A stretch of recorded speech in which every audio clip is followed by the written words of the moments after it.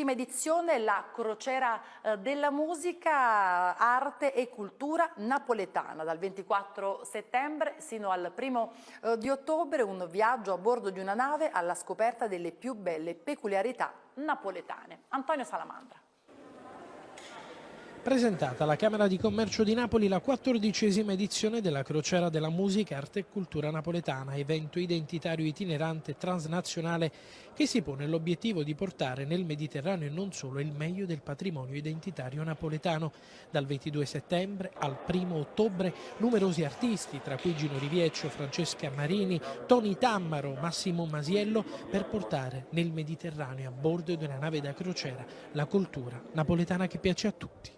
Il turismo crocieristico che porta qui milioni di passeggeri, solo che dobbiamo fare in modo, come dicevo qualche giorno fa, di far discendere i turisti che rimangono a bordo alle navi, ma farli scendere non per farli vedere solo Piazza Municipio, perché Napoli ha dei posti eccezionali, bellissimi.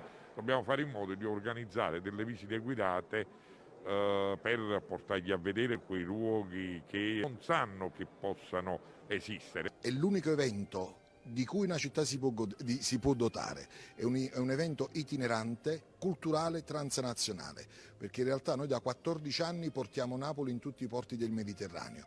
Qualcuno può pensare, visto il nome, che sia solamente una passeggiata tra amici, ma in realtà è molto di più, perché in realtà noi da 14 anni portiamo in tutti i porti i migliori artisti napoletani e la migliore artisticità napoletana. È un'occasione per ritornare sulla nave e soprattutto per divertirmi, far divertire e insomma offrire un francobollo per quanto mi riguarda di sorrisi e cultura napoletana.